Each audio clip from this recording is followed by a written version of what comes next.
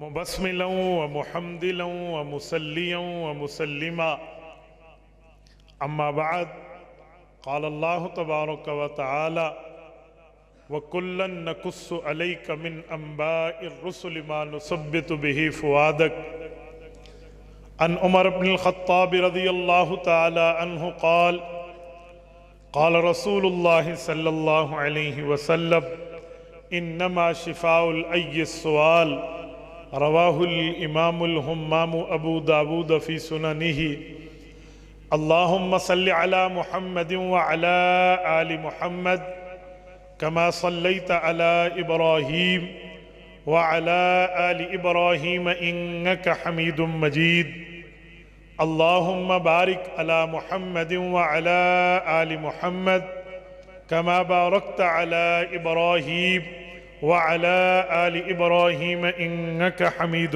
مجيد۔ میرے معزز دوستو، آج 30 اکتوبر 2025 بروز جمعرات ہے اور میں یہاں جلال بابا ایڈیٹوریم ایبرڈ آباد میں بزم ضمیر کے زیر اہتمام یادگار اسلاف کانفرنس سے معنون اس مبارک پروگرام میں آپ کی خدمت میں موجود ہوں۔ میرے دوستو، میں نے چند لمحات آپ کی سمع خراشی کرنی ہے۔ میں چنیوٹ سے سفر کر کے آپ کی خدمت میں یہاں پہنچا ہوں، تو بس آپ جیتی جاگتی آنکھوں کے ساتھ، نوجوان چہروں کے ساتھ میری آنکھوں میں آنکھیں ڈال کر بات سنیں، انشاءاللہ ہمارا وقت قیمتی بنے گا۔ میں سب سے پہلے جب یہاں وقت دے رہا تھا تو مولانا شفیع صاحب کو رب کریم جزائے خیر عطا فرمائے، میں نے ان سے پوچھا کہ یہ پروگرام کس نوعیت کا ہے۔ وہ بتانے لگے کہ یہاں اسٹوڈنٹس کا تقریری مقابلہ ہے، تو یہ پروگرام ایک تعمیری پروگرام ہے، یہ کوئی ایک جلسہ برائے جلسہ نہیں ہے، یہ میسج دیا جا رہا ہے، پیغام دیا جا رہا ہے اپنی نیو جنریشن کے ذریعے اپنی آنے والی نسلوں کو کہ ہم انشاءاللہ تعالی اپنے اکابر کا مشن نہیں بھولے، اور اپنے بڑوں کو یاد کرنا، اکابر کو یاد کرنا، بزرگوں کو یاد کرنا، یہ کس بنیاد پہ ہے، اس کی بیس کیا ہے؟ یہ کوئی بیس لیس نہیں ہے کہ اس کو ہم نے ایسے ہی یاد کرنا شروع کیا، بلکہ نصوص قطعیہ میں اس کی بنیاد موجود ہے۔ نبی اقدس صلی اللہ علیہ وآلہ وسلم نے جس وقت دین کی دعوت کا کام اپنے عروج پہ جا کے فرمایا، اور رسول اللہ صلی اللہ علیہ وسلم کی مخالفت بھی اپنے عروج پہ پہنچی، اور مکہ کے وہ باسی جو اعلان نبوت سے پہلے رسالت مآب علیہ السلام کو صادق اور امین کہتے تھے، وہ مد مقابل آئے، نہ صرف رسول اللہ کی ذات پہ بلکہ رسالت مآب کے ہمراہیوں پہ، رسالت مآب کے ساتھیوں کو ظلم و تشدد کا نشانہ بنایا۔ یہ بات یاد رکھیں، جب آپ کام کر رہے ہو اور آپ کے کام کے مقابلے میں ظلم اور تشدد آئے تو ایک بات انڈرسٹوڈ ہے، طے ہے کہ آپ کا مخالف دلیل سے عاری ہے۔ اگر وہ دلیل رکھتا تو وہ دلائل سے ہماری گفتگو کا مقابلہ کرتا۔ وہ ظلم ہتھیار ہتھ گولوں پہ اسی لیے پہنچا ہے کہ اس کے پاس دلیل کی طاقت نہیں ہے۔ رسالت مآب کے سامنے بھی یہی ہوا، انہوں نے کسی جگہ پہنچ کے حضرت زنیرہ کی آنکھیں شہید کی ہیں، کہیں پہنچ کے خباب ابن عرت کو آگ کے شعلوں پہ لٹایا کہ ان کے جسم کے خون اور چربی کی وجہ سے وہ آگ کے شعلے بجھ جائیں، حضرت بلال کو زمین تکتی ریت پہ لٹا کے ان کے سینے پہ پتھر رکھ دیتے، حضرت عمار رضی اللہ عنہ کی اماں، اسلام کی پہلی شہید خاتون، حضرت یاسر رضی اللہ عنہ کی اہلیہ حضرت سمیہ رضی اللہ عنہ کو 2 لخت کر کے شہید کر دیا۔ تو جب یہ سارے معاملے پیش ہوئے تو رسالت مآب کی تسلی کے لیے रसूलुल्लाह सल्लल्लाहु अलैहि वसल्लम की तशफ़ी के लिए, रिसालत मआब के हौसले के लिए अल्लाह रब्बुल इज़्ज़त ने उस मोराल को उसी जगह कायम रखने के लिए तरतीब ये शुरू की कि कहीं फरमाया वज़कुर फिल किताब मरियम, कहीं फरमाया वज़कुर फिल किताब इब्राहीम, कहीं फरमाया वज़कुर फिल किताब मूसा, और कहीं फरमाया ज़िक्र रहमत रब्बिका अब्दहू ज़करिया। हजरत ज़करिया के वाक़यात बताए, हजरत याह्या के मामलात बताए, हजरत इब्राहीम अलैहिस्सलाम की कारगुजारी सुनाई, हजरत मूसा अलैहिस्सलाम के वाक़यात बताए, और रसूलुल्लाह को पहले अंबिया का और अंबिया के करीब साथियों के वाक़यात बताए। क्यों बताए, किस बुनियाद पे? तो कुरान कहता है वकुल्लन नकुस्सु अलैका मिन अंबाइर रुसुली मा नुसब्बितु बिही फुआदक। महबूब मुस्तफा, हम आपको इसीलिए आपसे पहले बेअसत जिन अंबिया की हुई उनके वाक़यात सुना रहे हैं, उनके हालात बता रहे हैं, उनकी कारगुजारी पेश कर रहे हैं। क्यों? ताकि उन पे भी ये हालात आए थे, उन्होंने भी जुल्म और तशद्दुद का सामना किया था, मसाइब और आलाम का सामना किया था, उनके मुकाबले में भी उनका मुखालिफ दलील से आरी था, वो साबित कदम रहे। हम आपसे पहले पेश करदा हालात जो अंबिया पे वारिद थे इसीलिए सुना रहे हैं मा नुसब्बितु बिही फुआदक। आपका दिल पहले मजबूत है, इसके जरिए मजीद मजबूत हो जाए। तो कुरान ने बेस दी है, वजह दी है, रिजन दी है, बुनियाद दी है मा नुसब्बितु बिही फुआदक, कि आप सल्लल्लाहु अलैहि वसल्लम के दिल अक़दस को, रिसालत मआब अलैहिस्सलाम के कल्ब मुताहर को, रसूलुल्लाह सल्लल्लाहु अलैहि वसल्लम के मोराल को कायम रखने के लिए, तसल्ली, तशफ़ी, हौसला मंदी के लिए, मजीद काम की थपकी देने के लिए अल्लाह ने पहले अंबिया का जिक्र किया। तो हमारे सामने बुनियाद आ गई। हमें एक चीज का ये बतौर सबूत वाकया मिल गया कि पहले बड़े का जिक्र करना इस हालात में कि उसकी उम्र पहले या उसका वक्त पहले या उनके हालात पहले अगर उसे जिक्र किया जाएगा तो बाद वालों के दिल मजबूत होंगे। इस बुनियाद पे यहां बज़्म ज़मीर एबटाबाद ने यादगार असलाफ कॉन्फ्रेंस रखी, ये कन्वेंशन रखा, ये प्रोग्राम रखा। इस तकरीब में आपको मदऊफ किया कि हम भी रोशन माजी रखते हैं, हम भी अपना चमकता दमकता एक तारीख और हिस्ट्री का हिस्सा रखते हैं। जब हम उस हिस्से को अपनी न्यू जनरेशन को सुनाएंगे, अवेयरनेस देंगे, आगाही देंगे, तो ये रिलेशनशिप कायम हो जाएगा जूनियर बिटवीन एंड सीनियर, बड़े और छोटे के दरमियान। जब ये ताल्लुक कायम होगा तो जो हालात बड़ों पर आए थे वो साबित कदम रहे थे, हिकमत से, तदब्बुर से, तफक्कुर से, तज़क्कुर से, मशवरे से और शौक, ज़ौक़ और लगन से काम करते रहे थे। तो यहां भी हमारी न्यू नस्ल ये मैसेज लेगी कि हम कभी किसी जालिम के जुल्म को देख के, जाबिर के जबरूत को देख के, किसी मुतशद्दिद के तशद्दुद को देख के, किसी शख्स के हद से बढ़ने को देख के अपने मिशन से, नजरिए से, मौकिफ से पीछे नहीं हटेंगे, बल्कि वही करेंगे जो हमारे अकाबर ने डट के किया था। आज यादगार असलाफ कॉन्फ्रेंस इस बात के लिए तजदीद आहद है, इस बात के लिए अपडेट प्रॉमिस, वादे को अपडेट करना है, आहद को तजदीद करना है कि कल हमारे बड़ों ने जिस तरह काम किया था आज वो चले गए, तो हमारी ये नस्ल बाकी नस्ल के लिए बड़ी नस्ल है, तो हम भी इंशाअल्लाह ताला इसी तरह करेंगे। मेरे दोस्तों, तामीरी फिक्र होनी चाहिए। उन्वान अल्लामा शब्बीर अहमद उस्मानी है, स्टूडेंट्स पे बात कर चुके हैं। मैं एक नुक्ता अपने हिसाब से अर्ज करने लगा हूं। जिस वक्त ملک پاکستان کی تحریک چل رہی تھی. علامہ اقبال رحمہ اللہ نے پاکستان کا وجود نہیں دیکھا, انہوں نے صرف تصور پیش کیا ہے.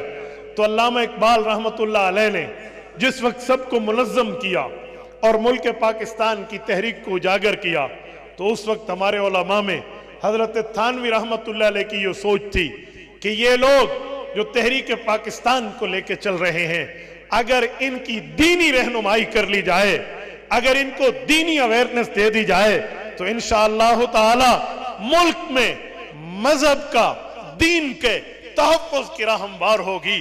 اس لیے انہوں نے علامہ ظفر احمد عثمانی, مولانا محمد علی جوہر, مولانا شبیر احمد عثمانی اور مفتی محمد شفیع رحمہم اللہ اس جیوری کو تیار کیا, اس ٹیم کو تیار کیا, جنہوں نے اس وقت کی مسلم لیگ کی قیادت کو دینی معاملے پہ اویئرنس دی, دینی معاملے پہ اپنی عملی فکری جد و جہد کا ساتھ دیا. آج ملک پاکستان معرض وجود میں ہے. میں یہ بات ماننے میں کوئی حرج نہیں سمجھتا کہ ہم سفید انگریز کی غلامی سے نکل کے کالے انگریز کی غلامی میں ہے, لیکن اس کا یہ مطلب نہیں ہے کہ میرے اکابر کی نیت صاف نہیں تھی. اس کا یہ مطلب نہیں ہے میرے اکابر نے اس پر اخلاص سے کام نہیں کیا تھا. اس کا یہ مطلب نہیں ہے کہ ہمارے بڑوں نے اس سے کوئی منافقت کا کام لیا تھا. آج بھی وہی تحریک دلوں میں جو زندہ ہے, اذہان میں جو زندہ ہے, کتابوں میں جو زندہ ہے, نالج و معلومات میں جو زندہ ہے, ہم انشاءاللہ ایک ہو کر اسی مشن کو اٹھائیں تو انشاءاللہ تعالی اللہ کی زمین پہ اللہ کا نظام نافذ ہو کر.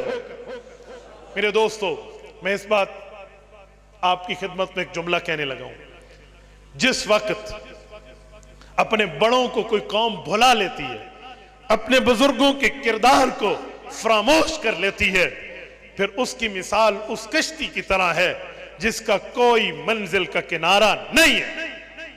وہ ایک بحر ظلمات کے اندر, اندھیرے دریا اور سمندر کے اندر, پانیوں کے اندر, اس کی مثال اس کشتی کی طرح ہے جس کو نہیں پتا میری منزل کیا ہے, جس کو نہیں پتا میرا ٹھکانہ کیا ہے, جس کو نہیں پتا میرے ٹریول کا اینڈ, میرے سفر کا اختتام کیا ہے. میرے دوستو, بزم ضمیر کا یہ پروگرام کرنا اپنے اکابر کی یاد کے لیے, یادگار اسلاف کے طور پہ حضرت علامہ عثمانی رحمہ اللہ کو خراج تحسین پیش کرنا, یہ اس بنیاد پہ ہے کہ آج اصاغر اکابر سے جڑ جائیں, جونیئر سینئر سے جڑ جائے, چھوٹا بڑے سے جڑ جائے, تو مستقبل بھی ویسے روشن ہوگا جیسے ہمارا ماضی روشن ہے. میرے ساتھیو, یہ ایک فکری پروگرام ہے, یہ کوئی خطابت کے جوہر کی بات نہیں ہے. اسی لیے میں فکری عنوان پہ, تعمیری ترتیب پر آپ کی ذہن سازی کرتے ہوئے چند باتیں مزید عرض کرنے لگا ہوں.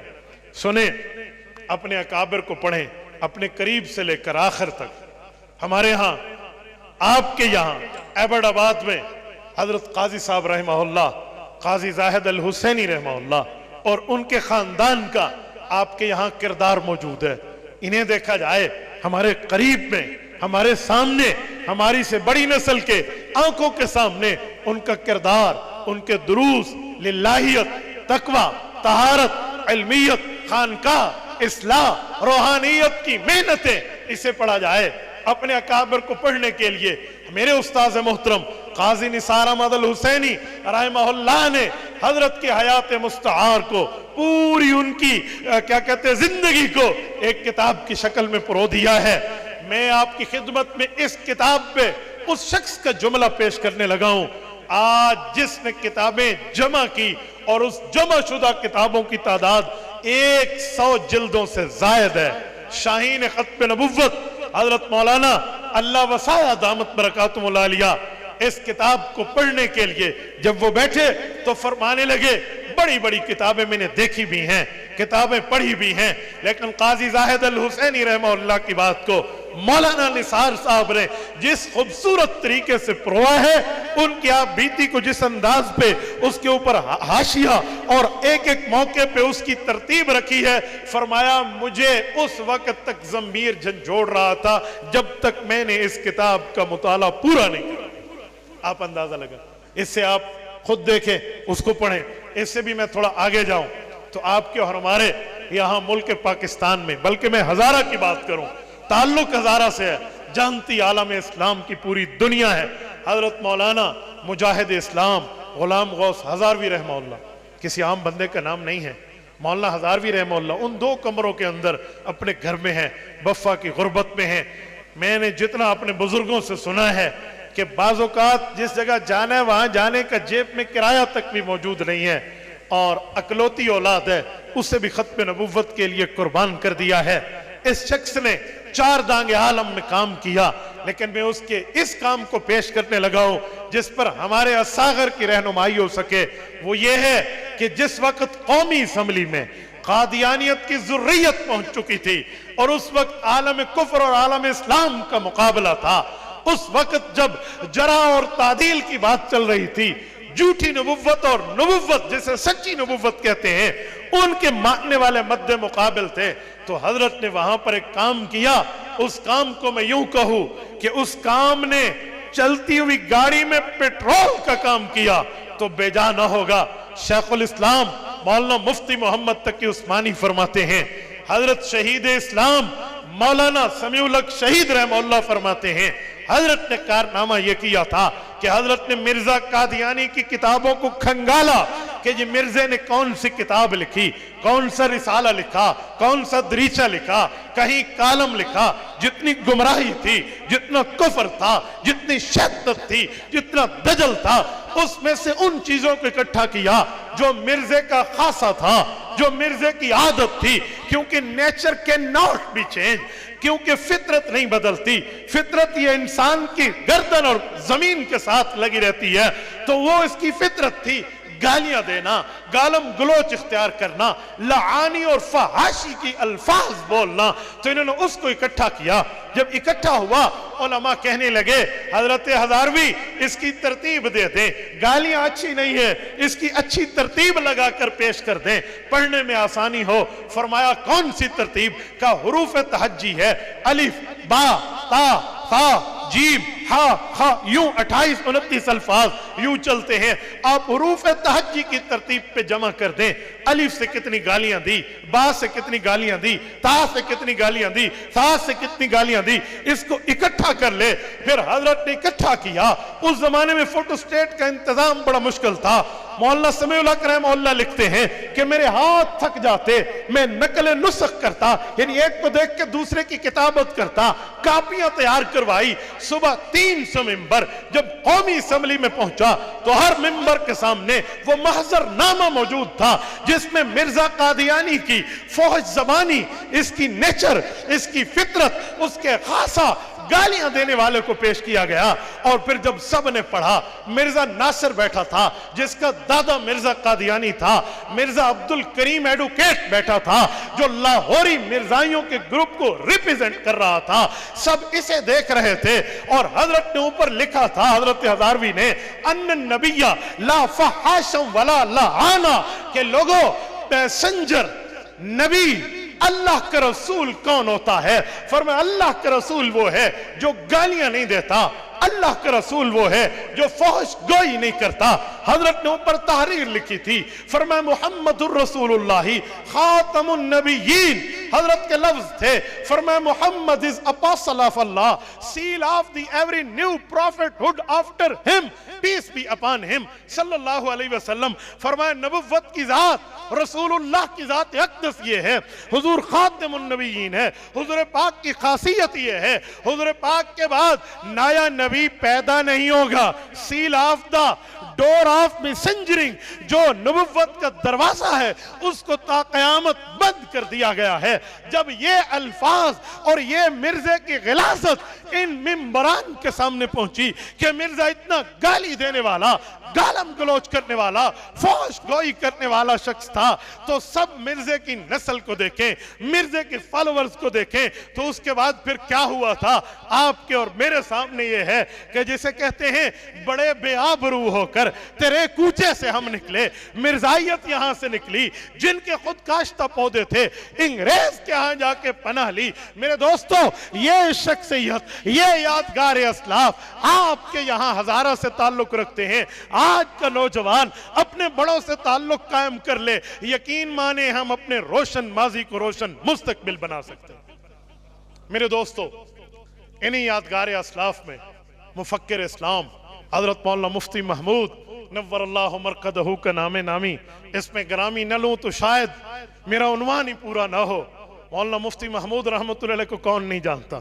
حضرت مفتی محمود رحمۃ اللہ علیہ کے لیے میرے والد محترم شیخ الحدیث و تفسیر حضرت مولانا محمود الحسن قریشی رحمہ اللہ، میں نے ابا جی سے جو سنا، اسی طرح شیخ الحدیث و تفسیر حضرت مولانا علاء الدین نور اللہ مرقدہ، ان سے سنا جو جملہ بڑے اکابر ہمارے ڈی اے خان سے تھے، میں ان کی زبانی سنانے لگا ہوں۔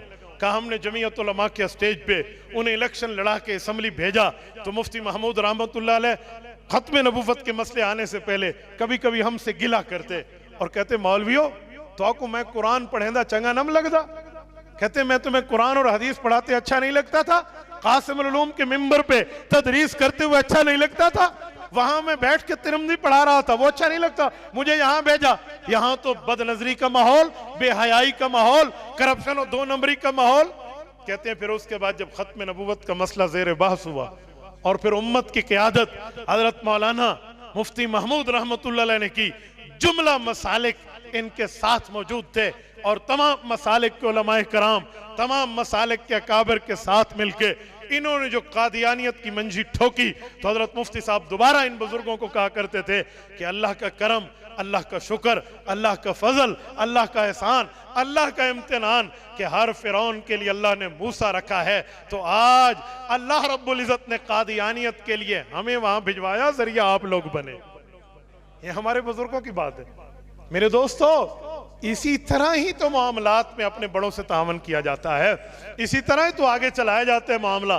میرے دوستو، میں ایک جملہ کہتا ہوں، ہمارے بڑوں نے، ہمارے بزرگوں نے علمی میدان میں، سیاسی میدان میں، روحانی میدان میں ہر جگہ خدمات سر انجام دی ہے۔ دنیا نام یاد کرتی ہے امام حاکم رحمہ اللہ، کل حدیثوں کے حافظ، دنیا نام یاد کرتی ہے حافظ ابن حجر اسقلانی، 1,00,000 حدیث کے سندن متنن حافظ، دنیا نام یاد کرتی ہے حافظ بدر الدین عینی رحمہ اللہ، لاکھوں حدیثوں کے حافظ اور عالم۔ یہ ہمارے اکابر میں رب کریم نے ان کا پرتاؤ رکھا ہے۔ میرے اکابر میں بر صغیر کی تحریک، بر صغیر کی تاریخ میں وحید العصر والزمان شخصیت حافظ القرآن والحدیث حضرت مولانا عبداللہ درخواستی رحمہ اللہ، یہ عام بندے کا نام نہیں ہے۔ 1,00,000 حدیث سندن متنن، کیا مطلب؟ پتا ہو میں نے کس استاد سے سنا، اس نے کس استاد سے سنا، اس نے کس سے سنا، اس نے کس سے سنا، جاتے جاتے اس نے کس صحابی سے سنا، اس صحابی نے اللہ کے رسول سے سنا۔ اسے کہتے ہیں سند۔ اور متن، کیا الفاظ سنے، کیا ورڈنگ تھی، کیا الفاظ نبوت تھے، کیا فرمان نبوت تھے، کیا اقوال نبوت تھے، زبان مبارک سے کون سے مبارک الفاظ نکلے تھے، اسے متن کہتے ہیں۔ تو سند اور متن کے ساتھ لاکھوں حدیثوں کا حافظ ہونا مذاق ہے؟ ایک حدیث آج کل لوگ پڑھیں اس کی بھی تقطیع کر لیں اور سند کے ساتھ پڑھ لیں، کتنی بڑی بات۔ حضرت درخواستی کا ملکہ تھا، حضرت درخواستی کا خاصہ تھا، حضرت درخواستی کی صفت تھی۔ کہتے ہیں ایک مرتبہ اہل بدعت میں تھے، کسی نے چیلنج کیا اور کہا جی عبداللہ درخواستی ایسے کہتا ہے، کوئی حدیث کی حافظ نہیں ہے، 2-4 احادیث اس نے یاد کی ہوئی ہیں۔ میرے والد صاحب کو حضرت درخواستی رحمۃ اللہ علیہ سے اجازت تھی۔ حضرت والد مکرم فرماتے ہیں کہ حضرت درخواستی کا جلال دیکھنے والا تھا۔ جب لوگوں نے بات کی نا تو حضرت درخواستی نے جواب دیا، فرمائے لوگوں ان میں سے کہو کہ اپنے بڑے کو لے آئیں، اپنے محدث اور مفسر کو لے آئیں، محدثین کو لے آئیں اپنوں کو، اور میرے ساتھ آ کے بٹھا دیں۔ 3 مہینے طے کرتے ہیں، اب مجھے یاد نہیں ہے 3 یا 6 ماہ کہے تھے، کہ اتنی مدت طے کر لیتے ہیں۔ صبح کی ناشتے کے بعد کا ناشتہ بھی میں کراؤں گا، ان کو بٹھائیں گے ظہر کی نماز تک، اس کے بعد کھانا میں دوں گا، پھر عشاء کی نماز تک بیٹھیں گے، پھر کھانا میں دوں گا، رات کا قیام بھی دوں گا۔ 6 ماہ تک کا ان کے بڑے بیٹھے حدیثوں کی کتابیں لے، عبداللہ درخواستی اللہ کے نبی کا فرمان پڑھے گا، 6 ماہ تک جو پہلے دن پڑھے گا آخر تک وہ حدیث نہیں پڑھے۔ کلاؤ اس جیسا ہے کوئی تم میں؟ الیس منکم رجل الرشید، ہے کوئی بندہ تم میں؟ حل من مبازر، کوئی نکلنے والا ہے جو آئے اور میرے اکابر سے، میرے بڑے سے اس طرح کی بات کرے؟ جی نہیں۔ یادگار اسلاف میں اس طرح ہمارے بزرگوں کا ایک روشن تابناک ماضی ہے۔ میرے دوستو، میں ایک جملہ سمجھانے کے لیے آپ کی خدمت میں عرض کرنے لگا ہوں، ہمارے اکابر نے اس پر جد و جہد فرمائی ہے اور میں ان سب کے بڑوں کی بات کرنے لگا ہوں. شیخ العرب والعجم حضرت مولانا حسین احمد مدنی رحمت اللہ علیہ، نام ہی کافی ہے حضرت مدنی کا. حضرت مدنی رحمت اللہ تعالی علیہ علم اور جرت کے مجموعے کو دیکھنا ہو تو حسین احمد مدنی نظر آئے. مولانا حسین احمد مدنی کوئی مذاق کا آدمی نہیں، کوئی ایسی بات نہیں جس کو عام بندہ بیٹھ کے کہتے. جس نے 18 سال اور روزے رسول پہ بیٹھ کر پیغمبر کی حدیث پڑھا. میں ایک واقعہ سنانے لگا ہوں، اگر آپ یہ برداشت کر پائیں تو کر پائیں، نہیں تو سوانح شیخ الاسلام کھولیں. مولانا محمد افضال نے لکھی ہے، وہ اپنا واقعہ حضرت مدنی کے شاگرد ہیں وہ لکھتے ہیں. حضرت مدنی رحمت اللہ علیہ کو روزہ پاک سے حدیث سناتے ہوئے کیا تعلق تھا؟ فرماتے ہیں ایک شخص رسول اللہ کی حدیث پر اعتراض کرنا شروع ہو گیا. حضرت مدنی رحمت اللہ تعالی علیہ بات فرما رہے ہیں، ارشاد فرما رہے ہیں، پوری تفصیل سے دلائل دے رہے ہیں، تو وہ نہیں مان رہا. تو حضرت مدنی رحمت اللہ علیہ نے 2 منٹ کے لیے آنکھیں بند کی اور سر جھکایا. تو وہی شخص 2 منٹ گزرنے کے بعد اس پہ کپ کپی طاری ہے، وہ معافی مانگتے ہوئے حضرت مدنی کے قریب ہے. استاذ مکرم معاف فرما دیں، غلطی ہو گئی، معاف فرما دیں. حضرت استاد جی نے معاف کر دیا. کلاس ختم ہوئی. مولانا کہتے ہیں ہم اس کے سر ہو گئے. آپ نے پوچھا کیا ہوا؟ تو ابھی تو بڑے آبجیکشن کر رہا تھا، اعتراض کر رہا تھا. وجہ؟ کہا یار یہ میرے استاذ کا تصرف ہے، ان کی کرامت ہے، اللہ کا فضل ہے. کہا کیا ہوا؟ کہا جب ان نے آنکھیں جھکائیں، میں نے جب آنکھیں کھولیں تو میں نے دیکھا روضہ پاک کی دیواریں نہیں ہیں، جالیاں نہیں ہیں، سائڈیں نہیں ہیں. گویا مجھے نظر آیا کہ رسالت مآب علیہ السلام سامنے تشریف فرما ہے اور بڑی محبت سے حضرت مدنی کو دیکھ رہے ہیں. تو مجھے تنبیہ ہو گئی کہ میں غلط کہہ رہا تھا، شیخ الاسلام ٹھیک فرما. یادگار اسلاف میں ہمارے اکابر کا علم اور پھر جرت. کراچی جائیے، خالق دینہ ہال آج بھی کراچی میں موجود ہے. خالق دینہ ہال میں انگریز کی عدالت تھی اور اس نے ہاتھ میں پین لیا ہوا تھا کہ موتک تحت قلمی. مدنی میں کہوں گا hanging to the till death, تمہیں لٹکا دیا جائے گا. میری قلم کے نب میں اتنا طاقت اور اتنا پاور اور اتنی روب ہے. وہ کہہ رہا ہے حضرت مدنی رحمت اللہ علیہ کو موت کی دھمکی دے رہا ہے کہ جی تو نے انگریز کے خلاف فتویٰ دیا ہے کہ اس کی فوج میں داخلہ حرام ہے. تو حضرت مدنی رحمت اللہ علیہ نے ہاتھ اٹھایا اور یوں یہاں سے اپنے سفید کپڑے اور رومال کو نکالا. تو کہا ٹھیک ہے آپ اپنے قلم کو ہلائیے، اگر آپ کے قلم میں اتنی طاقت ہے کہ وہ میری موت لکھ سکتا ہے تو میں بھی دیوبند سے چلا تھا تو اپنا کفن اپنے ساتھ لایا تھا. میرے دوستو ہمارے اکابر کا اس پر کردار ہے. شیخ الہند حضرت مولانا محمود حسن رحمت اللہ علیہ، جن کے لیے علماء دیوبند میں اگر ہم اتنا کہنا کہ حضرت مولانا بس نام ہی کافی ہو جاتا ہے، مولانا دیوبندی پر آگے نام نہیں لینا پڑتا. حضرت شیخ الہند کا اس لفظ سے بھی اشارہ ہو جاتا ہے جس کو مولویوں کو زبان میں کہتے ہیں نا المطلق اذا اطلق یراد به فرد الکامل، کہ جب مطلق کو مطلق ذکر کیا جائے تو فرد کامل مراد ہے. تو دیوبندیت کے فرد کامل مولانا دیوبندی مولانا محمود الحسن ہے. محمود حسن کیا فرماتے حضرت شیخ الہند جب جزیرہ کے واپس آئے، جزیرہ انڈمان کی قید سے واپس آ کر فرمایا کہ میں نے قید میں 2 چیزیں دیکھی ہیں، 2 ہی چیزیں دیکھی ہیں. نمبر 1 ہماری ناکامی کی وجہ یہ ہے ہم اللہ کے قرآن سے دور ہیں. نمبر 2 ہماری ناکامی کی وجہ یہ ہے ہم آپس کے اختلافات کو دشمنیوں میں تبدیل کر دیتے ہیں. ایک ہے اختلاف رکھنا احترام کے ساتھ، ایک اختلاف رکھنا دشمنی کے ساتھ. فرمایا جب آپس کے اختلاف کو دشمنی میں کنورٹ کرو گے ناکامی تمہارا مقدر ہے. قرآن کریم کی تعلیمات سے دور ہوں گے ناکامی تمہارا مقدر ہے. پھر اسی شیخ الہند رحمت اللہ علیہ نے جب آخری بیان فرمایا تو زبان سے نہیں قلم سے فرمایا. آپ کہیں گے کیسے؟ پالکی میں اٹھا کے حضرت عثمانی فرماتے ہم لے گئے تھے. تو حضرت جب تشریف لے گئے تو پھر ان کا مقالہ پڑھا گیا. مولانا مفتی کفایت اللہ دہلوی رحمہ اللہ ان کے شاگرد نے ان کا مقالہ پڑھا تھا جو حضرت علامہ شبیر احمد عثمانی نے حضرت شیخ کی املائی الفاظ سے لکھا تھا، اس کو پڑھا گیا. یہ میرے اکابر نے موت تک جد و جہد کرنا ہمیں سکھایا ہے.